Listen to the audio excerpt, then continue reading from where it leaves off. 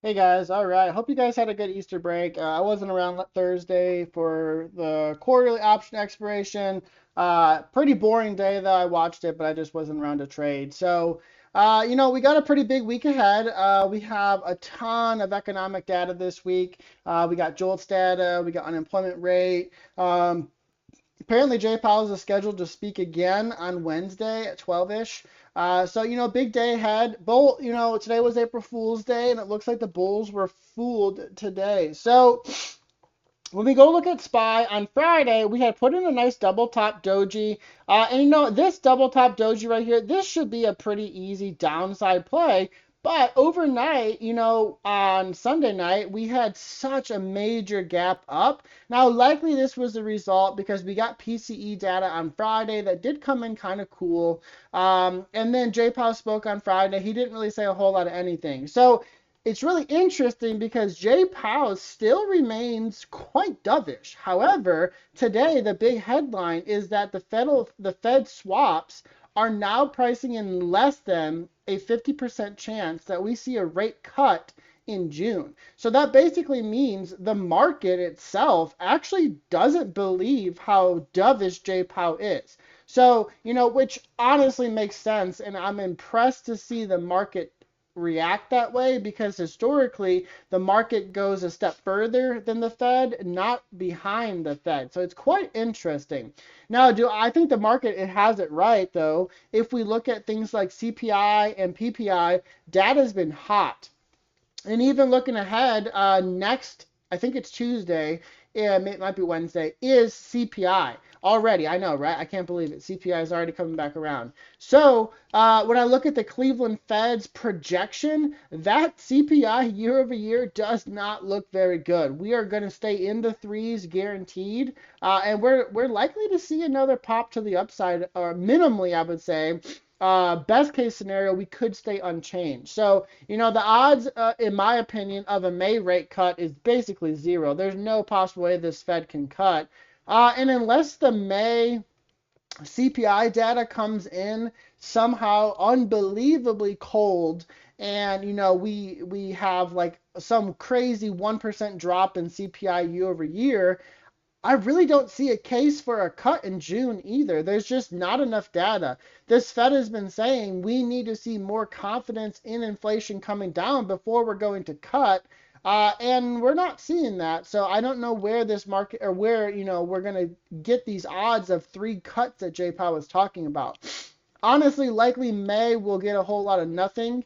And then June, when we get another dot plot, most likely we're going to see the Fed pull hard back on its inflation projection is my estimation here. So taking a look here, we reconfirmed 523.43 as supply. So we basically have 4 rejections breaking through there. Now, if we look at SPY here, really for the last 7 trading days, we have closed inside this basically $4.67 range, about a 0.9% range. The way I see this is we can't break through 523.43, which likely is accustomed to because we have sellers on the daily time frame, yet we also can't break through daily 8 EMA support, as you can see right here. So the way I see it is if we can break through daily 8 EMA support, but more specifically, if we can close under 518.73, we will look for 517.16 and potentially even back to 508 to 513 area. If buyers come back in and we close over 523.43, we are going to be looking for most likely, I would say, 527 to 530 area. Now, same thing here on ES. If you look, realistically for the last 7 closes here, we're in a 36-point range. That's very tight. So, 5308, that's that major resistance. We have a double top back here, another double top. So again, this candle, in my opinion, and it's only because of the gap up, but from a technical standpoint, we should have seen a downside move. We shouldn't see a double top like this with the open over it. That was just a crazy move. Honestly, it was a pretty easy short once we kind of stopped moving to the upside, though. But what I'm looking at here is we bearishly engulfed. We are back under 5308. So same thing though, we're holding daily 8 EMA support. Now on ES, it is the only chart that does not have stronger sellers or even have sellers. ES only has weakened buyers. Now the level of buyers we have right now is the same as this day. So we could see a bounce tomorrow. I wouldn't be surprised if we came down to 52.85, the 8 EMA support, and then ended up double bottoming and pushing back to 53.08. Now, again, if we close under 52.72, I'm looking for 52.39. Close over 53.08, and realistically 53.50 to 53.75 is my target. Now, looking at Qs was a little different today. We had stronger sellers, yet we got a new demand, kind of an oddity there. So if we look at the Qs right now, we put a new demand in at 443.99. So we're kind of got a big old doji here. You can see, this looks like a bull flag that could pop to the upside. It's the same thing. Last 1, 2, 3, 4, 5 days, all bounced directly off 8 EMA support. So we have stronger sellers, yet we can't seem to break to the downside. But of course, because we don't have buyers, we cannot get through this 446.38. You can see there's 1, 2, 3, 4, 5, 6, 7, 8, 9, 10, 11. We'll call those, we won't count this one, I guess. 10 rejections essentially off of this level. Now, realistically, though, if we look at it, our range is pretty much 443.26 to right up here at 446.38. So about a $3.10 range. The way I look at it is if we can close under 443.3, then our target realistically is the bigger range that we've been in since February 22nd, over a month, about a month now. And my target would be 433.85.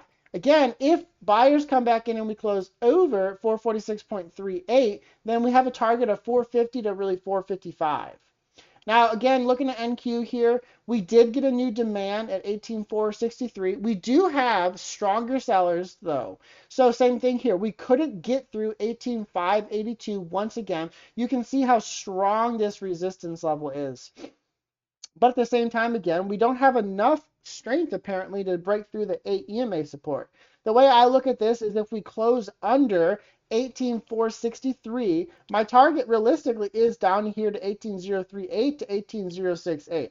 Now, if we close over 18,582, I'm looking for probably 800 to 19,000 into the end of the month.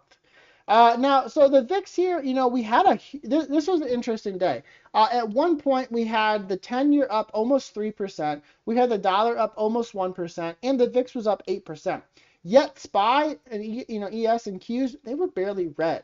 That's very odd in my opinion. It's not normal to see that big of a move up in the VIX, the dollar, and 10-year all together and still see SPY hold so strong. So, we bounced off 12.78 on Friday. We reconfirmed that as support and demand. So basically 12.78, and we did actually take that level out. So here we go. So we broke to over 13.23. Now this doji reversal here, as you can see, likely is going to lead to a downside move on the VIX, which actually leads to an upside move in the market. So I'm careful to be bearish tomorrow just because of this candle right here. But we did get back over 20 EMA support. Over 14, I'm looking for 14.75 to 15.55. That would bring us the next leg down in the market likely. But back under 13.23, and we're probably going to see a move back up. Now, looking at the dollar has just been on an absolute big move up all the way since March 8th. Now, we broke through, and I'm going to scroll out here so you can see. We broke through 104.863. So this is now the highest close since back here on November 13th. If the dollar continues up, we got 105.927 to 106.133. That's our levels from early to mid-November. Now, going over the 10-year. So 10-year had been kind of looking like it was going to get a downside move. As you can see, big old pop on the 10-year. This likely is the result of the fact that markets decided they wanted to price in no more rate cut in June. Remember, the longer and higher the Fed funds rate stays up, the higher the yields are going to go. So now, we're still right here at 4.324 to 4.33% though. We put a new demand at 4.199%. So we're kind of in a range here also, basically since March 14th. But really, if you go back all the way to right here on February 5th, we got a huge range from 4.085 to 4.33. So not a lot of movement here, but same thing. If we get over this level with the dollar and the VIX can get a big breakout, I do think we have a leg down in the market. However, if we reject once again and put another supply in on a double top here, and we can get the dollar to come back, I think this is honestly why we have seen tech so weak the last month. The dollar's just been moving up too much to let tech run. So we really need to see that come down. Now, when we go over to Bitcoin here, we did get a new weekly demand last week right here. So, we kind of put 67K as support and 69K was resistance. We closed over that on the weekly time frame.